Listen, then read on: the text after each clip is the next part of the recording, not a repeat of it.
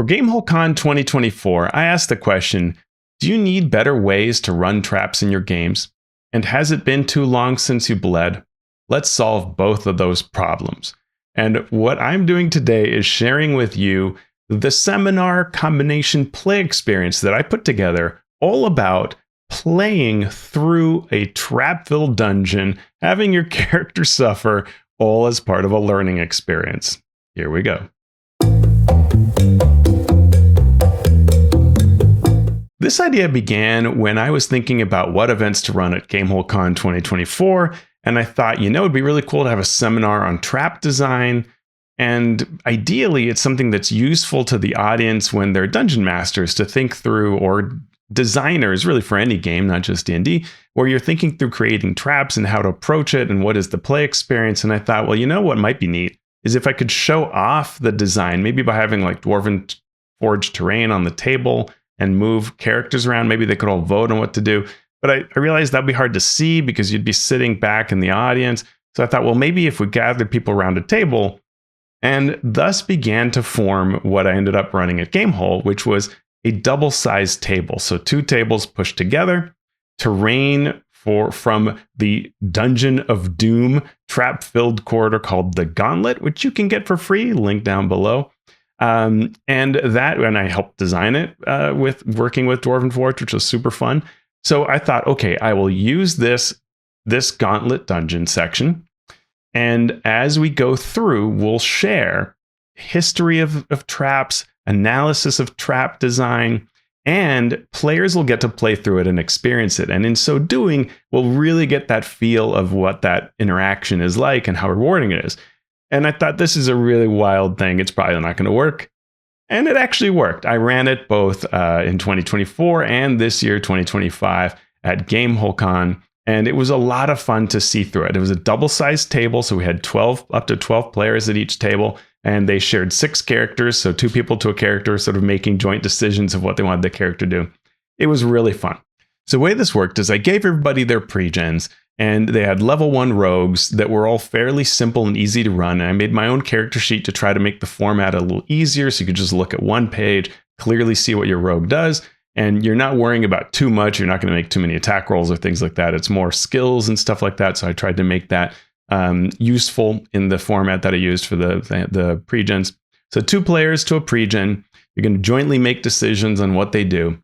And recognizing that this dungeon was built in a way that the typical party playing Dungeon of Doom, when you get to this trap-filled corridor, most of the party is going to sit back at the entranceway, just past the entrance on this nice little landing, safe spot. And the rogue will go forward and solve things, right? Now, there may be another character too that helps depending on their skills and the things they want to contribute. But in general, this is going to be a thing where the rogue shines. So to do this in a group format, I added a special rule. You're all rogues. So every pre-gen was a rogue of a different species. And you all have pretty similar capabilities, so you don't feel bad for taking point. But you are wearing these special rings that are your guild ring because you're all members of a guild. And what the ring does is if you take damage, you automatically swap with another rogue. This is both a way to handle somebody being hurt and to keep the action switching so that every group of players would get to participate fairly often. You could also choose to swap via the ring. And in fact, if you had done a bunch of stuff, I might tell you to swap just to give other people opportunities. So it's kind of a meta explanation to make this seminar work, if you will.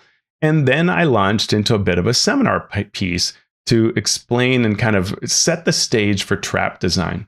Now, as part of this, I used actually if you look at the Gauntlet, if you happen to look at Dungeon of Doom, there is this Gauntlet and there's an antechamber beforehand. And so I'll talk a little bit about that chamber, but I'm not going to spend a lot of time on it. So it'll be a little different than the full experience that people got at Gamehole. The other thing is, because I'm doing this as a video and talking through this, it's not quite the same as if you were making the rolls and you were experiencing it, but I'll do my best to try to impart the same lessons. So once everybody was comfortable, I asked the question, who can guess what the first trap appearing in original Dungeons and Dragons was? And you can think about this at home as you're watching this, in this box that came out with the original version of Dungeons and Dragons, what would the first trap be? And when I ran it last time this year, somebody guessed correctly. They said that it was the pit trap. And it is actually a tie between the pit trap and the false door, which both show up on the example dungeon that shows up in original Dungeons and Dragons. And then I asked who can guess the kinds of traps that are primarily discussed in original Dungeons and Dragons, and what do these traps have in common? And there is on page 6 a number of listings of traps that could be in dungeons. So even though we see the pit trap and the false door appear earlier in the book on the example map, when it comes to the discussion, it lists things such as slanted passages or teleporters. And the danger here is that in original Dungeons and Dragons, it's a big deal to know where you are, right? The way play was back then, you knew that if you went down in the dungeon, things became more difficult. And this is something that continues in Advanced Dungeons and Dragons. You go down in the level, there are dangerous things, more dangerous things. The level of the dungeon equals the level of the monster eventually. But as you go down, things are dangerous. So you want to know where you are. And you need to be able to retreat because healing was so slow and spells were so limited that back then you need to be able to get out and get back to town. So slanted passages and teleporters are being listed here because a slanted passage means that as you're walking down this hallway, you don't realize that you might be going down one or more levels where things are much harder. A teleporter is sending you to an entirely different place of the dungeon, could be on the same level or elsewhere, so it might be harder, or now you don't know how to get back, right? The other traps that are mentioned are illusions, mind control, dead ends when pursued by monsters so you can't escape. That's nice. And one-way doors. Again, that one-way door. So you can see a lot of this is about this obfuscation, right? Not knowing where you are, not being able to return to where you are. It's really interesting. And another fascinating thing is this list of traps here doesn't mention damaging traps other than the pit trap. So it's really not about dealing damage to characters, which we might more think of today. Back then, it was all about this sort of gotcha type mechanic and making it harder to deal with the fact that you're trying to map this dungeon and carefully plan where you are. But we don't have to wait long. The Greyhawk supplement for original Dungeons and Dragons comes out. And in this supplement, it gives you 2 different pages of engaging traps. And they are quite neat. Like it has things like giant soap bubbles that'll explode on contact and may contain a gem inside. Or force fields protecting treasure, which can be deactivated by guessing at which levers to pull in the room, with some of those levers causing bad things to happen.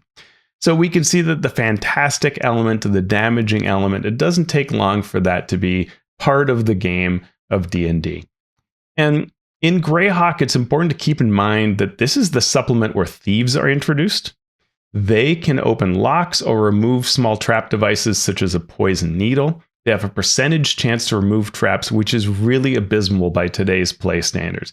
10% chance at first level, 50% at 7th level. So even at 7th level of play, half of the time you're failing to remove that trap. Dwarves gain a plus 15% bonus, something we don't really think of now as dwarves being these trapsmiths, maybe probably some Lord of the Rings influence here. Monks, once the Blackmoor supplement is released, they also get 15% bonus, and a hobbit or halfling, which the rules change as to what they're called once they get sued, they gain 10%. The Blackmoor supplement for original Dungeons & Dragons contains the first official adventure and dungeon, and that is Temple of the Frog. The first trap that you encounter is a false door. Later, there is a sloping ramp that once you get to a certain point, you just continue sliding down to the area, which is this big wet area with 1,100 to 1,200 killer frogs.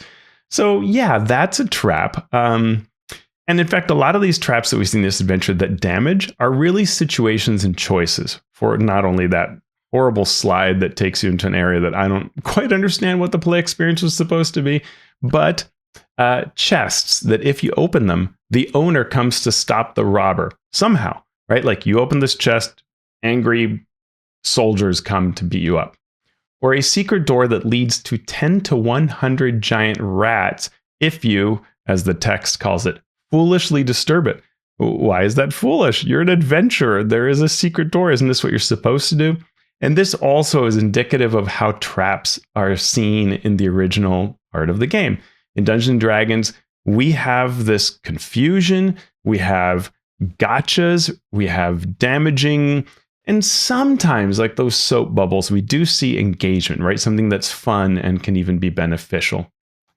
But it's no surprise that we see more of this build out towards this sort of more fun house dungeon types in D&D. And third parties dig into this as well. We have the famous Grimtooth's Trap series, and these are often elaborate Rube Goldberg type of traps. And they can be very unfair. Like you pull one lever and you fall into a pit. The pit has a lever. Pull it and it floods, right? Like things tend to get worse and sort of punish you. And there's almost like a dark humor to how the traps operate. We did an episode on Mastering Dungeons where we talked about traps and we asked what DMs and players want from traps. So you might think to yourself now, take the time to think for a few seconds. What do you think? What does a dungeon master want out of traps? What's the point of putting a trap in an adventure? And for players, why do we want to encounter traps? What is the point to a player of encountering a trap and having it featured? Why would it be fun, right? So what we came up with in our Mastering Dungeons episode is we said from the perspective of a DM, challenging players, surprising players, right? A trap can be unexpected. That soap bubble is a great example. But even things like a pit trap, right? Surprising. Entertaining, right? There can be neat elements of something like a floating platform or having to dodge something that flies down the corridor at a regular interval. So we're looking for entertainment and engagement. Also, we may want to showcase the rogue, right? And that was the original idea of the Gauntlet room, was that this is a place where the rogue will shine, probably with some help here and there from friends, other character members, other party members. A trap can also tell the story of the place, right? This is, and the Dungeon of Doom is full of traps in part because this is draining your souls, and you will learn the mystery behind why that's taking place as you adventure through this location. So a trap can explain what the inhabitants are like, what the creator was doing. Maybe that they're defending, this group might be defending themselves from a different group that's in the dungeon, and we can learn that story through their traps. From the PC perspective, often we're hoping to look cool by overcoming the trap, right? So the rogue gets to shine because I unlock the door, and then I go in and I detect the trap. Very important. Oh yeah, I see that it's trapped. I pick the lock. I remove the poison needle. I get the treasure. That is a great feeling to have done that. And I certainly in 3rd edition played an arcane trickster, which was really great back in those days at finding traps and removing them. And I also had lots of magical capabilities. So being able to do that, like mage hand and so on, super rewarding. I felt great. As a PC, we also want to explore and interact, right? We want to be surprised and see what is in this world, what is in this hallway, in this forest, in this wherever we are environment. But we want it to make sense, right? We're looking for something to come together and for us to understand it, comprehend it, and make sense of what's there. So if it is too bizarre, then we reject it as a player, right? We tend to be, it doesn't make sense that this is a working place where there should be lots of bad guys, but they've trapped every 5 feet, right? Then it would not make sense. So we want it to have that verisimilitude at the end of the day. Traps in 5th edition have evolved a fair bit. We have the trap information in the Dungeon Master's Guide. In 2014, we get some traps, and then we get a lot more trap information in Xanathar's with additional examples, tables, and more complex traps. Both in 2014 and in 2024, we get some type of scaling information or knowledge of how hard a trap should do, how much damage it should do. 2024 in particular allows for this idea of how a trap will scale at different levels of play. So we can have one trap and use it for many different levels of characters, which gives us a better utility as a DM. That's great. But we don't get in 2024 the complex traps from Xanathar's, and so it's a question mark as to whether the game will go there. and provide that advice. We also don't have a lot of advice in 2024 as to how to run a trap. You can see my separate video on traps where I cover all of these changes. But what we have gotten a little bit is a little bit of clarity in 5th edition around the types of skills that will take place in the cadence. That's something that in 2014 5e, it was a little confusing as to how do you detect a trap? Can your passive scores get it? And so on. In general, what I'm looking for as an approach, and this is regardless of game, is that I would like for the character to want to interact with the environment. But I'm not trying to get you, right? It's not a gotcha situation. It's more that I might let you know, or ideally I will describe the room in a way that it's interesting so you want to engage with it. When you're engaging, you will make some sort of a check to detect that something is off. That may give you some clue, like there's an off-color flagstone, or that body looks like it was shot from behind, right? That there's a body slumped on the ground, and that's what's going on. Now that you have figured this out, and that might be something like, perception to see these things in D&D. Now you will want to interact with it to really solve this based on what you first saw, right? Your attention is keyed. You know there's something off, like this off-color flagstone. Now you might investigate with it to see, oh, the flagstone is a pressure plate connected to a ceiling block. I'm going to try to disarm it. And that's the third piece of the interaction, which is the resolution. Disarm it. 2024 5th edition doesn't quite do that, though we see that some of the traps are like that. Some of the traps, there's one check, and then everything else can just be done, like scratch off the glyph. So again, see my video on traps, and you can decide how you like that for 5th edition specifically. This, when I originally wrote this Dungeon of Doom, it was for 2014 5th edition, and I ran the event that way when I was running it.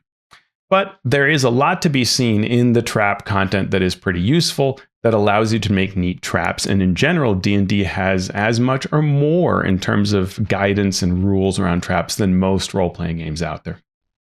So when I run this, what I began with is there is an initial room that's like a hallway that leads to 2 doors. And then when I'm running this, I remove one door, which leads to an area called the Acid Bath. I don't run that one in the seminar, so I remove that room. But this room has 2 gargoyles which speak. One of them is very pessimistic about everything, just is sure that these characters are all going to get killed. The other one is very optimistic, so there's a little fun back and forth of the gargoyles talking to one another. They also let you know that they're technically grotesques because no water comes out their mouth, so try to teach as I go in these kinds of events. But you can interact with them, so that's sort of fun. There's a little bit of role play, because one of the important points here is traps should not be only one type of engagement, right? We have those 3 pillars of play. We have lots of different types of players. So giving more interaction, more ways that the encounter responds to you and interacts with you creates a better, broader experience, right? So here, these gargoyles are talking to you in this room, and you have some information to make and choices to make, because you see manacles coming out of the wall, and the 2 manacles are clasped to the legs of a large hound. And if you look at where the manacles go into the wall, it's like there's a metal faceplate that's decorated to look like someone's face, and it's got the chains coming out of its mouth. And what's kind of fun is, if you look at it carefully enough, you realize the mouth is actually animated and moving and sort of chewing on the chains. So you can pause here and think, okay, if I were playing this, what would I do? Right? You might talk to the gargoyles. You might try to interact with the dog. You might try to move forward. And there is a door at the end. The door at the end is covered in all sorts of gizmos. Like there are wheels and levers and big handles and all kinds of like strange clockwork mechanics covering that door that leads to where you need to go. So what this is all about is showcasing the types of interactions you can have all at once in more of a typical encounter. The gargoyles can indeed help you, especially if you promise to free them, and even just a promise will do. They'll give you some clues as to how the manacles work, or the dog, or even a little bit about the chamber beyond, though they basically just hear people screaming in pain. They could maybe tell you a little bit about the nature of the sounds they hear, but they've never been in there. the way the dog works is that it is in fact worried about you. So if it's currently sleeping or resting, but if you mess with it, it will react to you and probably attack you because it's pretty frightened. But it's a fairly simple matter for somebody who wants to be careful about it, to analyze and kind of pick up on how the dog is. And you could get it to actually be friendly and not attack you. You could also feed it, as the characters last time I ran it, they gave it some food to kind of make it busy. But what's fun is as you get near where the dog is, if you've befriended the dog, well, it won't attack you. Otherwise, it lunges at you. But the other thing that happens is the manacles, whenever someone approaches, will unclasp from whatever they currently have, and they attack you. Now, you, of course, don't necessarily know that initially, but you're moving towards the door. One of the manacles comes off of the dog and grabs you. It may or may not, right? There's a chance that you can evade it. But if it grabs you and you don't make your save, then you are now in this manacle, and the manacle has no lock or obvious mechanism by which to open it. What does that mean now? Now you have a couple options, as do all the party members who are in this room. Maybe helping with the dog fight if there is a fight, or getting it to calm down. Assessing the situation around the manacles, and also dealing with the face. And of course, there are spoilers here for Dungeon of Doom, but that adventure's been out for quite some time, so you're probably okay with that. And it's fun to watch how players interact with this, right? Because there's a lot to interact with. So there's a fair bit for the DM to think about. You know, this is an encounter you need to review ahead of time. And in preparing it, it's a fairly complex in terms of designing it. But what's fun is that in this encounter, we have a number of elements, right? The manacles, the dog, the gargoyles, and the chain where the chains go into the wall, where the manacles go into the wall. So that is all pretty neat in terms of allowing a lot of option. It can play out very differently depending on how characters go about it. What you may do is simply go by these manacles enough times that they miss somebody and you get to the door and open it. And then you don't have to worry because everybody got out, right? Eventually, if the manacle releases a character to go after someone else and doesn't catch that character, we're all good. So given enough time, the manacles miss and you made it out. It's just a question of time until that happens. So that's one option, assuming you've dealt with the dog. The other option is that if you look at this face that's got the manacles coming out of it and it's kind of chewing on it, it's actually the story behind it, and you could learn this through the gargoyles, is the wizard who set up the Dungeon of Doom imprisoned a person here and punished them this way, cursed them to be here in this wall. They're actually fabulously hungry, incredibly hungry. They were very gluttonous in life, and so they sit there chewing on the chains. But if you offer them food, then they will actually release the manacles, and the manacles no longer activate. So it can be overcome fairly simply if you just think of doing that. And now you can just approach the door. The gargoyles give you a little bit of tips towards this as necessary. They can act as your DM voice if you need to, which is something I believe very strongly in design. If you have ways that the DM, you as DM through your design can speak to characters easily, then that gives you more options to point them one way or the other and help them out. Speed up play if you need that, or create interest, ask questions so that you hear about the character's backstory, all kinds of ideas like that. So that's why I like having things like the talking gargoyles. When you get to the door, assuming all of this you've bested all these challenges and you reach the door that leads to the gauntlet, it's covered in all this clockwork and levers and stuff. And it's complete bunk. It doesn't do anything. And this is just another technique, which is to have some humor in things, right? So nothing is what it seems. You can make checks. You can't figure out anything. But if you just push the door, it opens and allows everybody inside. And then very important design-wise is you just move everybody into the next corridor so that they can all see the room, right? And that's an important assumption. You'll see why, but you want to kind of bring everybody into the room. And I'm okay with doing that as DM, to just say, okay, now everybody, you guys end up here, and here's what you see. And so you put everybody at the start, and they're looking out across this trap-filled gauntlet. And the image below me kind of shows that, which is pretty neat. And what they will immediately see very easily is that there are various pits. You can tell even without moving forward, there's a pit right in front of you. And then and it's not a trap, and it's not covered. It's an open pit. And then you can see that after a short 10-foot landing, there is another trap, and then another pit, and then another pit, and so on. There's a series of pits, and at the end, you see the thing you came for, which is a Glyphstone. I won't get into a whole thing of the adventure, but the adventure, you need these. And so it's the thing you came to get. And when I'm running this as a one-shot explain, it's the thing your guild sent you to recover. You need that thing at the end of the hallway. And otherwise, the hallway looks kind of safe, except for the pit. And by the way, the pit has spikes in it. You could, if people ask, often they do, you could climb down and try to move through the pit, through the spikes. It's an easy check, you'd think, to get through.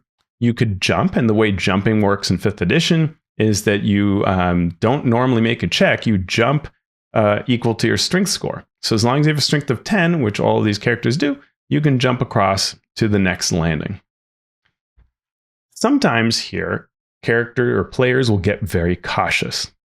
They'll want to look at this area and try all kinds of things. Right? I'm going to drop some string down. I'm going to throw a ball bearing across. And in fact, last time I ran it, they did throw a ball bearing across the first time. And probably should have kept doing that. But they did it for the first time. And I have them just make a roll to see sort of how I ask them what they want the ball bearing to do. And then they roll a sort of a dexterity check or something like that. And then I describe how well or not it did it. But in this case, it just kind of hit and rolled a bit and kind of stayed on the pad, but behaved normally. So everything seemed fine. And then the characters get to decide what they do. And often there is somebody in the group that is an instigator and decides, I'm just going to jump across. And that's where we get into the fun of the encounter. When I'm running this event, I sometimes try to alter up the cadence depending on what I see in terms of the interest of people. So I might kind of pause before they jump across and leave the area behind. I might talk to them a bit about some of these subjects, like, for example, doors or pit traps. Both of those are really interesting and staples that I use all the time in my games in terms of traps.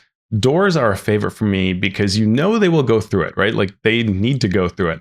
And so what that door has can be really interesting. It can be decorations that are just informative and maybe a check to learn lore or decipher a language or a warning. They could set the next scene up, right? If there's a paint scrawled or blood scrawled on it that says, beware, don't go inside, right? Don't open. Those kinds of things are fascinating to players, right? Super engaging because now the players and their characters are all like, oh, wait a minute. Is this real? False? What should we do? But it gets them on their toes, right? Things like the example in this place with the clockwork door that actually does nothing can be humorous, where almost like in a horror movie, you get kind of scared about what this door does. It doesn't do anything. It's just sort of fun, right? But then later you hit them with the next thing, and that's exciting. A door can also be a lot of fun when it's a talking door. I've used this many times. It's something I love adding to dungeons and games that I'm running, where the door has a huge mouth that you could possibly slip through while the door is talking to you, but it will talk and ask questions. It does have teeth. So if you try to get through and you don't succeed, it'll bite you and hurt you. But the door will also chat with you and ask you questions. And this can be a great way, especially with a one-shot or new players, to get the characters to talk about their characters. What is their backstory? What are their fears? You can ask things like, which of these characters, who's here is your closest friend and why, right? And that can kind of be interesting. Or what was a mistake you learned from, right? It can literally be like an interview question and get the character to kind of share something interesting. Amuse me. Tell me something fun that you've done in your life. What was the most heroic thing you ever did, right? The door can ask any number of questions and kind of get the players to speak. And when there are enough questions asked and answered, then the door opens itself for you, right? Or you can try to get by. It could have riddles, any number of things like that. But a talking door is super fun. And I was glad to see that the 2024 DMG has a section on doors with a lot of kind of neat ideas. But that is a favorite of mine. Similarly, the pit is a classic element, right? Because in a very simple format, even when you see it, it's also fun to have a pit that you can easily detect, but it's covered. Can be fun, right? But a pit is a really interesting element. It can break up a room because you have to jump over it maybe, especially if it's big enough that it requires a check, or you decide that maybe the ground around it is rough and easy to slip, and so you need a check. That can be interesting. Or it just simply breaks up the action and forces you to jump across it. It adds as a sort of visual element, which is nice if you're playing with miniatures or even as a description. It creates things that are interesting, like what's in the pit, and we'll see that in this play. The pit can be something that players can use to turn the tables on the very enemy that theoretically is using the pit, right? You are fighting a bunch of goblins, but you can throw the goblins into the pit just like they were trying to catch you with it. These kinds of things can be a lot of fun, and players can really enjoy that, especially that turning the tables piece, right? There's a covered trap, they spot it, and then they can get the enemy into the covered trap to trigger the trap. Oh, super fun, right? A trap can have things inside at the bottom, like a body that you want to explore. We'll see that in a bit. So there are just so many cool things you can do with doors and traps. And one of the things I do when I'm running this event is pause periodically to talk about these sort of elements. All right, let's get back to the action. So let's go back to where the heroes are. They are standing on a landing. They're all kind of grouped up, looking around, trying to decide what to do. There are walls on either side. It's 10-foot wide corridor. It goes down about 100 feet. At the end, they see the thing they want, right? That glyphstone there that they want to grab. So they know their goal is at the end of it. They have to now look down into this pit that's got spikes in it. Looks quite dangerous, but they know the rules. They know they can make a 10-foot jump without any worry. They've thrown a ball bearing or something like that to test things, and nothing has immediately happened. But they may actually be able to assess some things. And what I've done in this trap design is to make sure that we don't have a bad interaction, right? And this is something that is not about gotchas. It's not about the DM getting their way. It's really about the fact that you want the players to have fun, and you want everybody to have fun, and you want interaction, you want payoff, you want decisions, right? And that's what all of this experience is about. And I hope that as you look at this, you'll see kind of how this plays out, creating these experiences. And sometimes we have to write things, if you're a designer, so that you create that experience, right? If I were to say, if a player goes, well, can I make a perception check? Oh yeah, here are all the traps in the place. Nobody has fun. I mean, maybe the player goes, yeah, I bested it, but that's not actually fun, right? And all of this work would be for nothing. So that's the extreme example, but you want payoff for your interactions and your decisions. And that's what I think when people go through this seminar, they see that like, oh, we had a great time, right? Sometimes we failed and a trap beat us up. Sometimes we succeeded. Sometimes we cleverly outsmarted something, right? All of that can be some great payoff. So they see, there are these 10-foot square pits. One is right in front of us. And, like anybody else, they go, okay, let's solve the immediate first step. We could climb down into the pit and walk amongst the spikes, or we can jump over. And here is, as I said, often where an instigator type personality will say, I just jump across. And that's cool. So let's talk about what happens when they do that.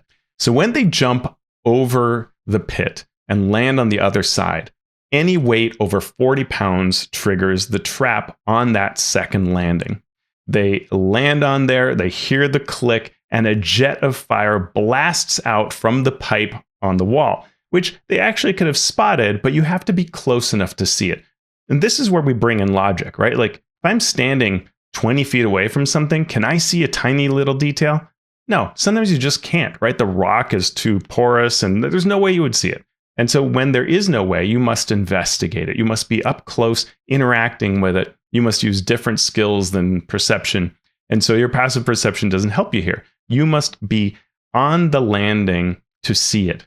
What that can mean is somebody could have come into the pit, climbed across, or walked across carefully, because there is a chance you get yourself caught on these spikes, climb up and hopefully not fall. And from there, on the safety of being on the wall, you could see this small little metal pipe in the wall from which the flame emerges. And then you could have deduced with investigation that there is this ground that depresses a plate that you're pressing down, and this pressure plate triggers the trap going off. So if you didn't, and as most characters do in this situation, they just jump across, whatever, let's go ahead and test things. Somebody jumps across and this fire jet shoots out, The character must make a dexterity saving throw, or they take a fair amount of fire damage. These are first level characters, and so it's 2d6 fire damage, half as much on a successful save. So no matter what, they're taking damage. But also, that jet of fire pushes them backwards. And so there is actually, it can push them either way. So you flip a die, odds or evens, whether you fall sort of forward onto the landing, or do you get knocked backwards into the pit? And if you go backwards, that 50% chance, now you're falling into the pit, you take falling damage, and you take the spike damage. The falling damage is just going to be the d6, but the pit damage is 1d4 of piercing damage from the spikes. So all told, that can be a lot of damage, right? That might even knock one of these characters unconscious, or at least it's likely to have hurt them a fair bit. And now what often happens is you're in this situation where you have got hit by this blast of fire. Maybe you saved and you just took a little bit of damage, but what kicks in is your guild ring. We talked about those rings. They get teleported back and tag teamed into another character. And the rule is this is not going to mess you up, right? This is not a bad thing. So then the second character, their rogue is now on the landing, but it doesn't reactivate the trap, right? The flame went off and then it stops, and they're on this pressure plate. Now they know if they jumped up into the air and landed back down, it might trigger it again, which in fact it does. So they're going to not do that. But now they're on the second pass, and they got to decide what to do.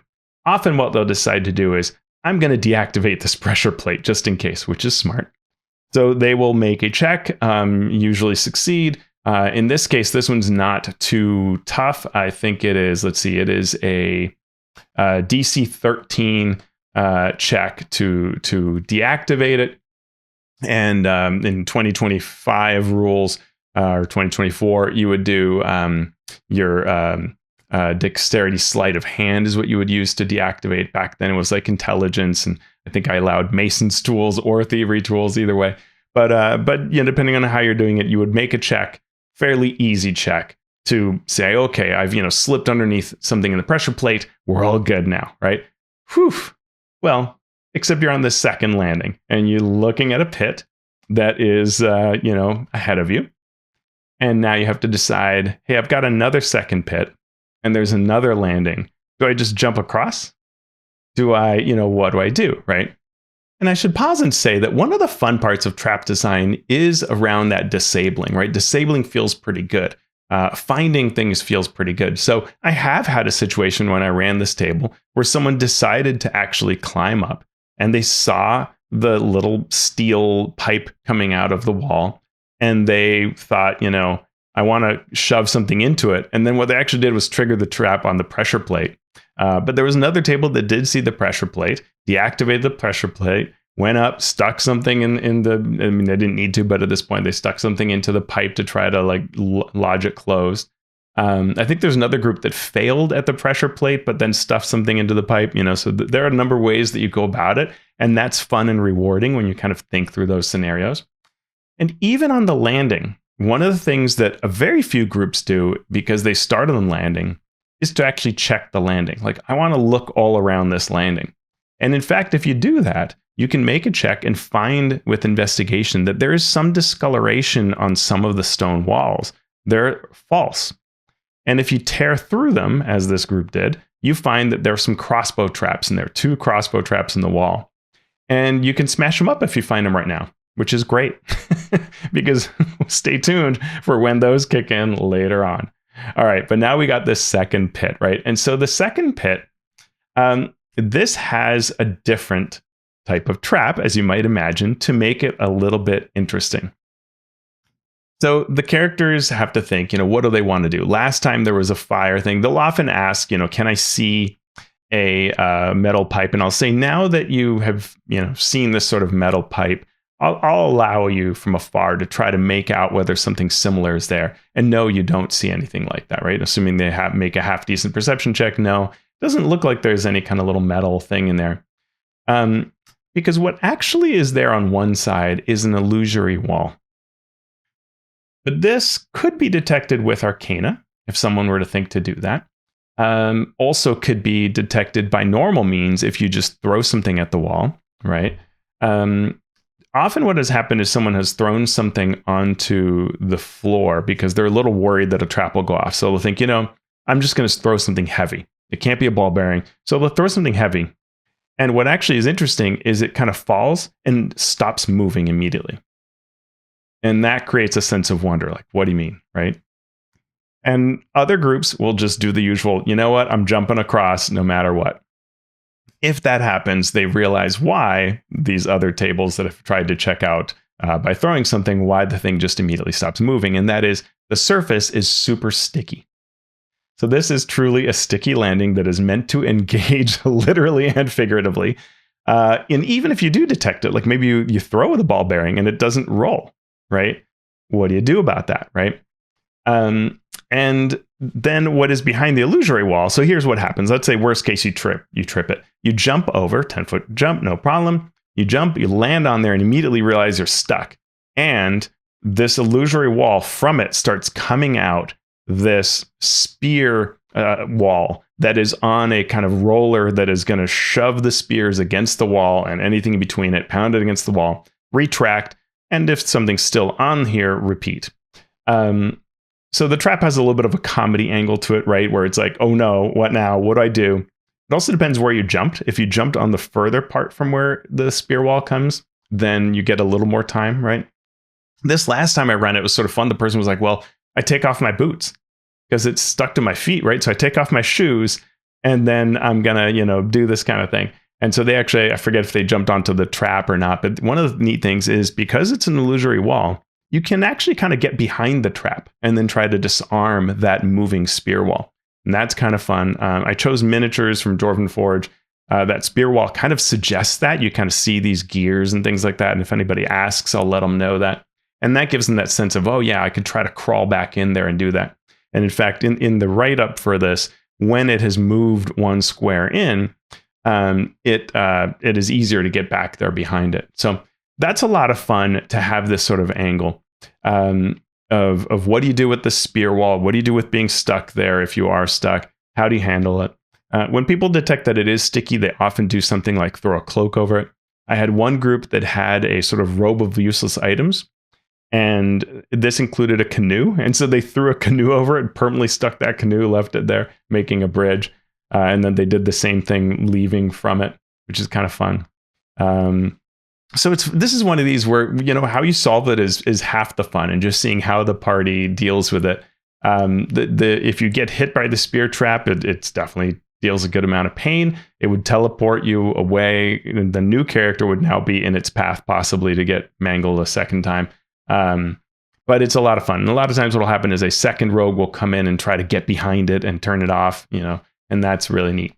So I've enjoyed how this trap is played. The second landing with the spear wall is definitely fun. Assuming you somehow get to the point where the spear wall is no longer moving around and causing trouble, you are now at a third landing. This is a little different than the previous two, yet again, in that when you look down, assuming you can somehow deal with the stickiness, you've covered it up or something, and you're looking down into the pit, there's a skeleton in it. And this shakes things up, right? Now, visually, there's something that's off. Do you go down for the skeleton? Do you, what do you do? One last thing they'll notice is that this next section, the next landing, is only 5 feet long. So you can't get a running jump to continue on to the next place that you could jump onto this one safely. And this often makes them think about kind of what they want to do and how to handle it. They may jump across, or they may decide to crawl down. Often because of the skeleton, people will in fact crawl down, and that's fine. So you got to make a climb check to succeed climbing down. You got to then go interact with the skeleton. This involves where you're moving past the spikes. There's always a little bit of a danger there. But the skeleton has actually some gear in a backpack underneath it. So if you move the skeleton, you get to see that there is a potion of healing. I think 2 potions of healing, some other things depending on if you're playing in the adventure or from running the seminar, some gold and things like that could be, and some items that are useful in a longer adventure. In this case, I just provide some healing during the seminar. And you might also notice that there are a bunch of little holes along the bottom where the pit meets the floor. And from these come a swarm of rats. So this gives you a little bit of taste of combat or dealing with it. You might also conclude, usually because the swarm of rats comes out and bites you, that you don't really want to stand toe-to-toe with them and lose a bunch of hit points to them. So a lot of times what will happen is characters will rush onwards to deal with the to try to get out away from them, which is a lot of fun. And actually, it can be neat because the rats often trigger traps if they go after anybody, so it's kind of fun. The other thing that there is here is there is a net. The net trap is concealed over the ceiling and will fall if you move past it. So if you actually jumped rather than going down, you will get caught by the net and thrown down. This actually often gets triggered when someone is trying to move to help or assist later on, and they'll trigger this trap that they didn't even know was there. There is a tiny eye sensor that can be seen, so they may be able to have detected it and cover up that eye sensor. That'll prevent the net from coming down. But if the net comes down, you have to make a dexterity saving throw. Otherwise, the net will drop you down into the net, which is actually what happened to the skeleton. So there's possibilities you could learn that and figure that out. But what often will happen is some way they're interacting with the skeleton. The swarm comes out, and often they will choose to run away from that by climbing up the next wall. And there is another flame trap on that wall. I could have done a different trap, but this is a case where I'm trying to make it easier on the DM and not have one more thing to figure out. So it's just another flame trap. I could have gone with something else. Maybe in a home campaign, I might have changed it up just to make it different each time. But here, it's easy to just go, okay, it's another flame trap, and you're going to trigger it there. So that's kind of interaction that's going on here in this hallway. But when you reach this point, something very important happens. And that is that the door that is at the end of the hallway that you came in from, it slams shut. And immediately begins to move forward along with the wall that it's a part of. It not only is it locked, but it begins moving forward, and it's going to push everybody into that pit. And this is a lot of fun in the normal adventure, not just in the seminar I'm running. What this does is suddenly involves the rest of the party, right? So far, there's been this one rogue in the party that's been doing all the roguish stuff and moving around, maybe getting healed or things by the other party. But the majority of the party has been passive. All of a sudden, they have a stake in this, right? So now there are some things you can do. As this wall is pushing, you could decide to jump to the next landing, which hopefully you deactivated that first flame trap. Or you might try to push against the door with a strength athletics check to try to stop it for a round. You might wedge materials into the cracks of the door or even unlock it, which is hard to do. You might climb down into the pit and try to get away. And by the way, if you get to the end and you pull the Glyphstone, the door will stop moving. So that's another option, is just get to the end fast. Different groups have had different... Oh, and the other thing that happens is the 2 crossbows open up and fire. That version is only in the seminar because I did promise some death and doom. And so the addition of having these 2 crossbow traps firing at the people that are in that starting hallway landing is fantastic. And everybody has a lot of fun trying to decide whether to deactivate those or just run away or what. But it does spread the damage around and deliver on the promise of bleeding a lot while learning. So you've got the people on the landing who are figuring out what to do. You've got the person who's probably running away from a swarm and climbing up onto that smaller landing, maybe dealing with a flame trap. They often do trigger that flame trap because of the conditions they're in of sort of running. They don't check for traps, and the flame trap goes off. That may push them backwards, may get them caught in the net, which is really bad news for the swarm, or it may push them forwards into the next pit. So there's that 50-50 chance. In this case, there is no safe way. You're going to fall into a pit either one way or the other if you fail your saving throw for the flame, because it's going to push you one way or the other. And this may feel a little gotcha-ish, and I can totally see that. But this is a gauntlet of terrifying doom. And so that's why this goes a little harder than you might in a normal place. And I did, by the way, just give you a bunch of healing potions. So there is some respite from that. You're hopefully a little healed. In this seminar in particular, it's a lot of fun because the characters, a couple of them have ways to heal and they switch out, right? So usually what happens is a lot of characters are getting hurt. No one is dying yet. If they go unconscious, they kind of let someone else do things for a while.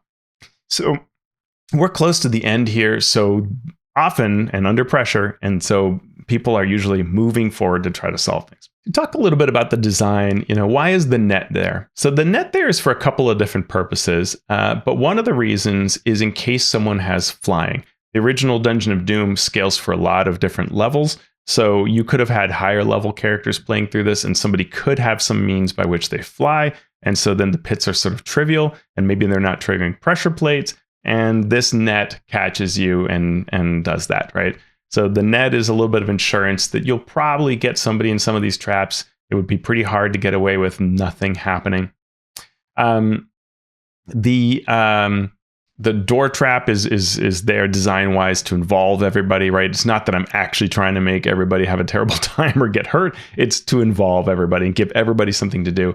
When that trap has gone off, that's always been some of the most fun because you feel like you're safe, right? You're back here, you're watching the person who's doing the main action, and suddenly everybody has a stake in the outcome and is trying different things. Almost feels like a skill challenge, right? I'll push the door because I'm the half-orc rogue, and I will try to take down these 2 crossbow traps, and you jump across to do this thing. But often, if they don't move quickly enough, somebody gets to fall into the trap.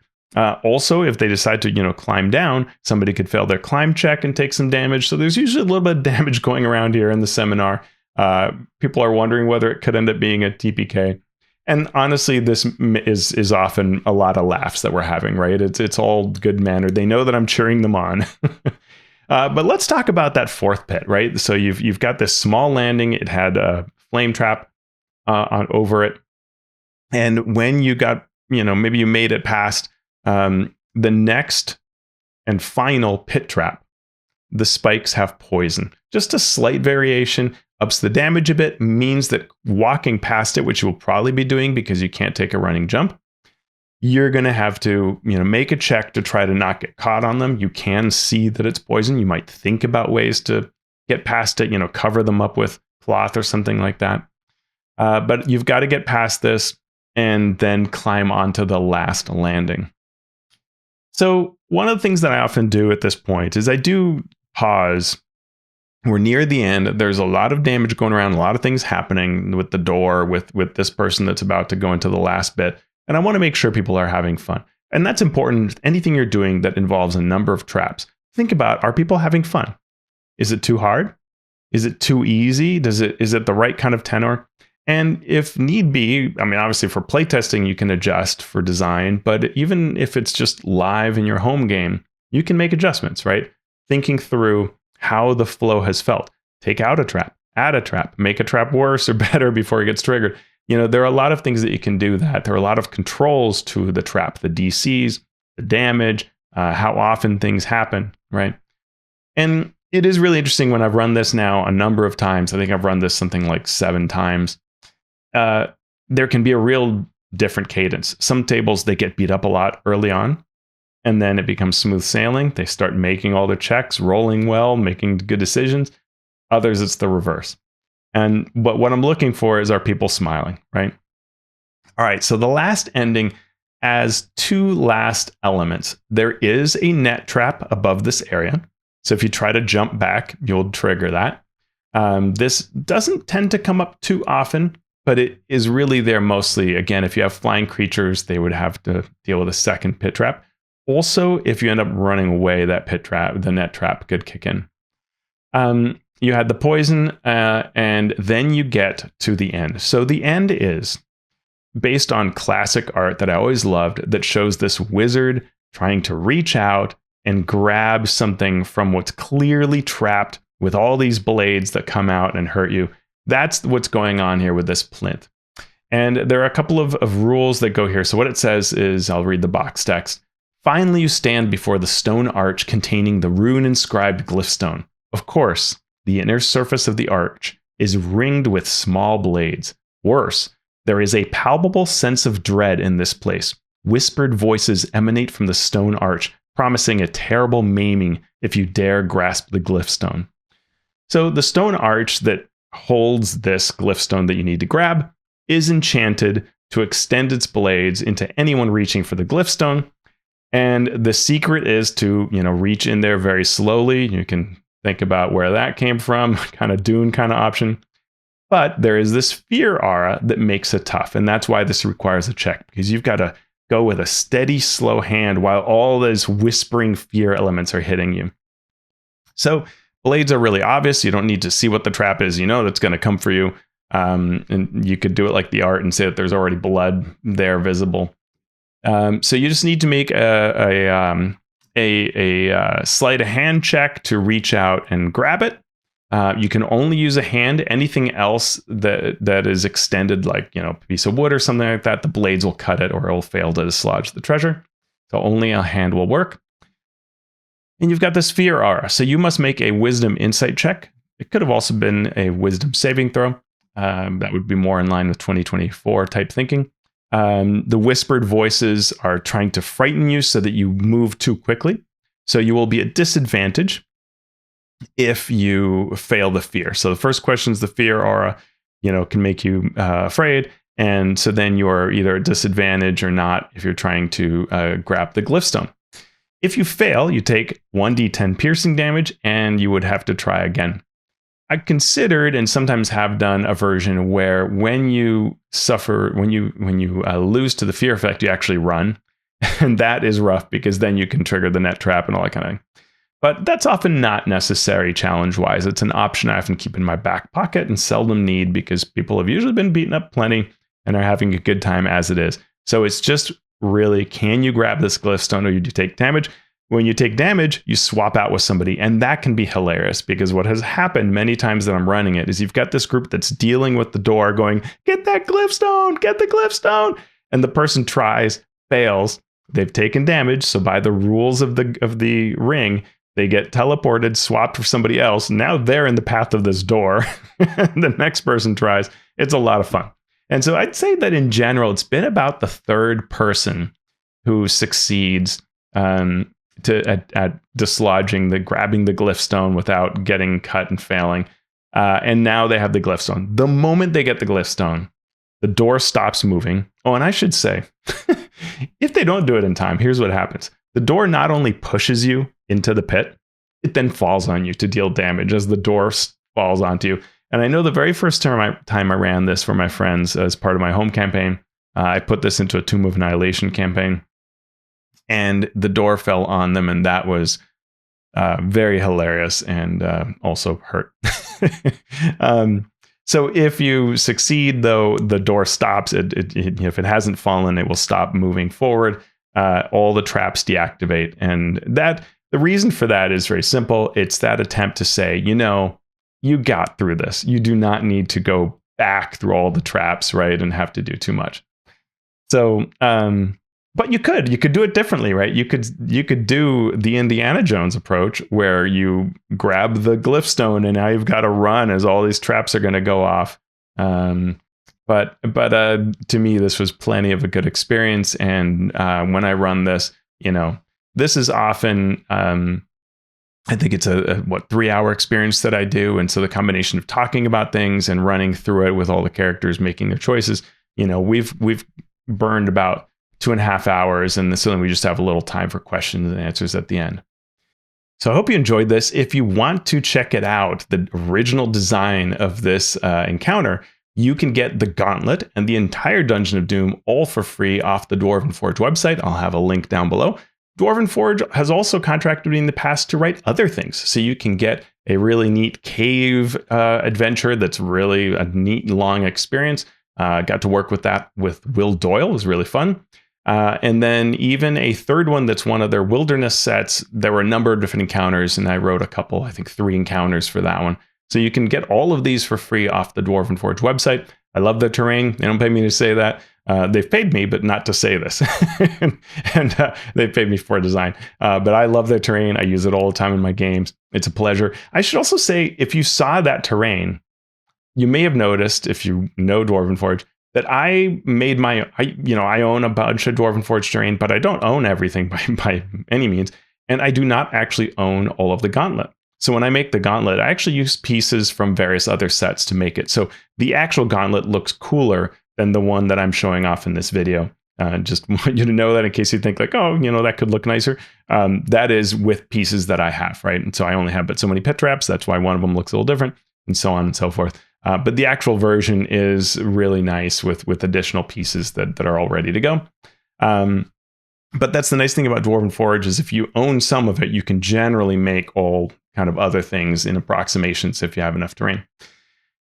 So let me know what you think about trap design, about the different experiences. Maybe you've got a story about the best trap you ever set up and why it was engaging.